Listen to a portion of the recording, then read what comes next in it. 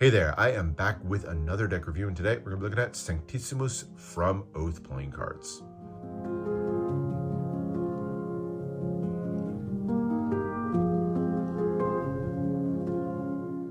The Clued-off Psalter is an illuminated manuscript created in the 9th century, a testament not only in its artistic beauty but also its historical and religious significance. The book's named for the 19th century Russian scholar Alexei Cludov, who discovered it, but it traces its roots all the way back to Constantinople, the capital of the old Byzantine Empire. This remarkable piece features beautiful illustrated scenes from both the Old and New Testaments, along with marginalia, or handwritten notes that provide invaluable insights into Byzantine thought and culture at the time. Today, this stunning blend of art and literature is housed at the State Historical Museum in Moscow, where it continues to be studied and admired by scholars and art enthusiasts alike. It serves as a valuable artifact of Byzantine culture and spirituality, preserving the legacy of the Byzantine Empire for future generations to appreciate and learn from. And fast forwarding to today, Lotrek draws on that artistic legacy of these sacred Byzantine manuscripts of the past in creating his latest deck, Sanctissimus Players. As you might expect from the name, this one's actually a spiritual successor to his original Sanctus deck. It's one of his more highly sought after older decks that he created as a bit of a surprise. I think it was back in 2017. But I never was able to get a hold of the Sanctus deck, so very excited to see what the new version of the deck brings. I mentioned this is a player's edition of the deck. The enhanced version of the deck is actually promised as a Patreon reward for his 3rd year of his Patreon. So as a member of that Patreon, very excited to get a hold of that one. But let's check out the player's edition as a start. All right, so starting with the tuck box. So these are printed in Greece, like a lot of the fancier Lotrek decks are, and it is a fantastic tuck box. It's done on this dark blue kind of pearlescent cardstock. You can see a little bit of the blue peeking through, but not much of it because it's covered in 3 different colors of foil. Beautiful embossing throughout. You have the red foil here in the center. You can see that kind of matte red foil, along with the super shiny gold and silver foil. It's a beautiful combination. Almost makes this feel like a block of metal that's been etched into as opposed to a tuck box. Really fantastic design work, and definitely brings in some of those 9th century artistic stylings. You get the panel here in the center with that very ornate script, but you can almost make out the Sanctissimus, the title of the deck there on the in that panel, and then playing cards underneath, and then beautiful bordering on this one, all done with that kind of vine work twisting its way all the way around the outsides. Beautiful borders, super nice embossing, and very clean foil work on this one. As you turn to the sides, the border here features tons of gold and silver. You get printed in Greece on one side, and then limited edition on the other. There were 1,080 of these decks made, in fact. And then that pattern work wraps all the way around the top of the tuck box as well. Bottom here done in solid gold and has your ad copy, designed and manufactured by Oath Playing Card Company.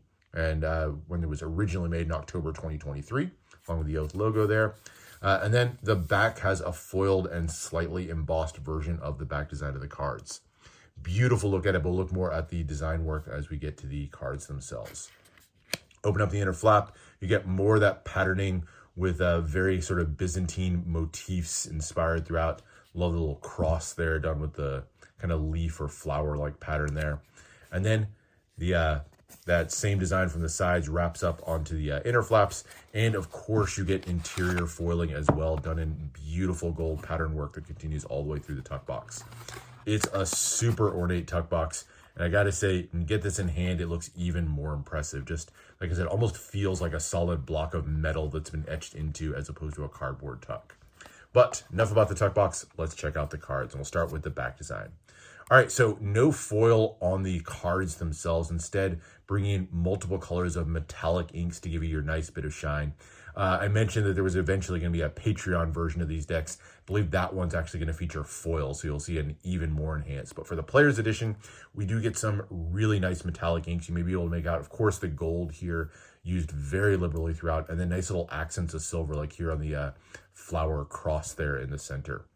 Beautiful pattern work, and definitely kind of feels inspired by those old manuscripts. The border here in the center features what looks like ancient writing, very ornate script that's kind of written down the sides. I'm not sure that it says anything. I tried to make out letters in there or something.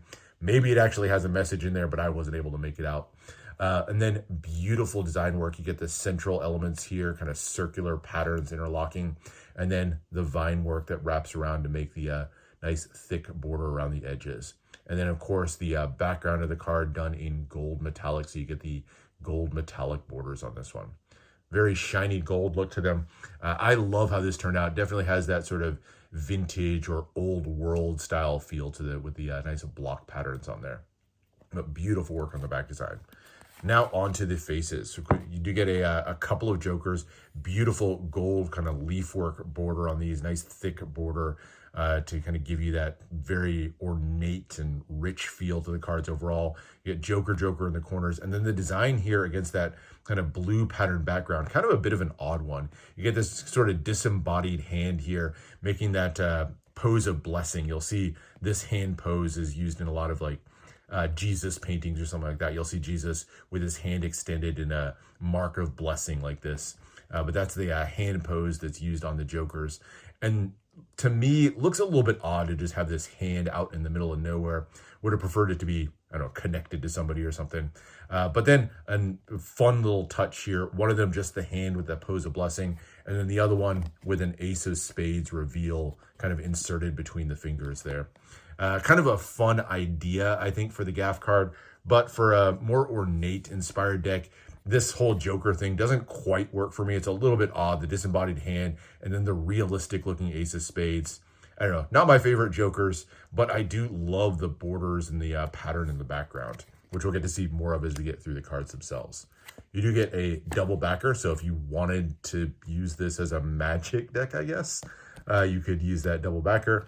And then an add card for Sanctissimus playing cards, and of course the mention of Oath down there at the bottom. So there's your extra cards, and then into the main deck, starting with the ace of spades. So once again, you get that gold border and then the blue pattern background, and then this sort of ornate, almost looks like wrought iron inspired spade pip here in the center with the big cross right down the center. Beautiful, very well designed spade pip there in the center. And then a bit hard to read, but you do get Sanctissimus and Oath playing cards written in that background there. They're written in the metallic ink, so you turn it the wrong angle and it almost disappears into the pattern. So maybe could have been a little bit bolder to help that pop out. But still, I love the overall look of this one. And that gold metallic ink, I think, shines really nicely. Very ornate, but still fairly readable font there for the index in the corner, and then a fairly ordinary looking spade pip as well.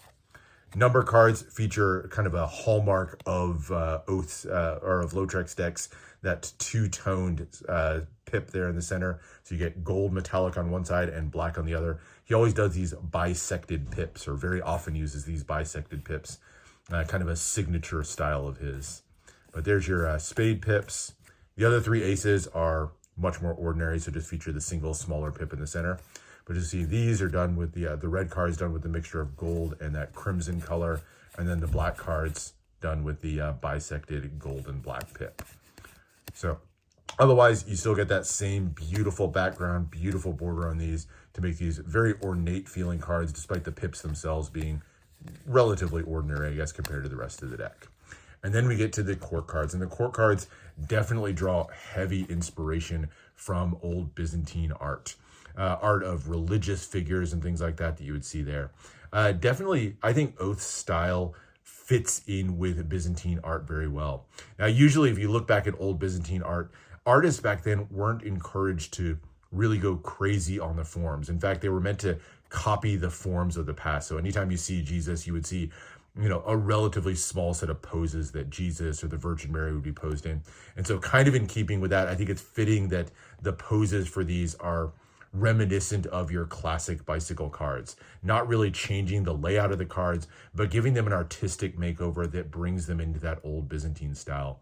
And Lotrek's art style, I think, fits so well with these. So they're standard court cards in a sense, but definitely given that Byzantine treatment to bring them to, you know, an all new level of artistic achievement. I think it's really nicely done. The gold foil or the gold metallics on this one work extremely well to give you this beautiful, ornate, rich patterning accented with the shiny gold. Love the addition of the halos here on each one of them.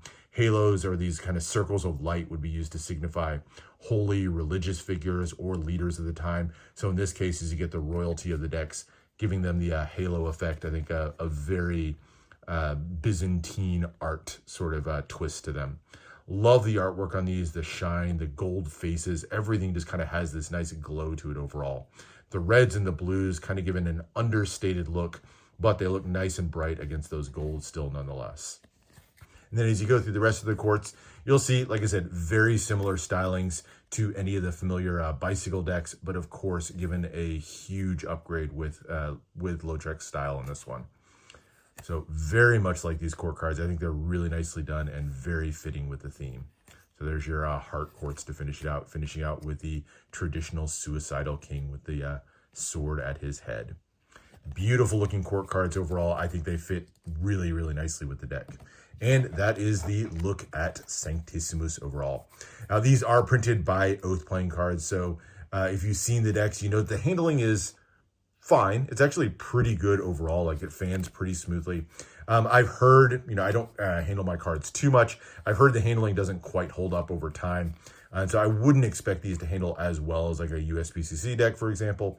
But if you wanted to use these for gameplay or something like that, these I think are more than capable handling of a deck. But that is the deck overall. I think really just a fantastic deck, especially for a player's edition.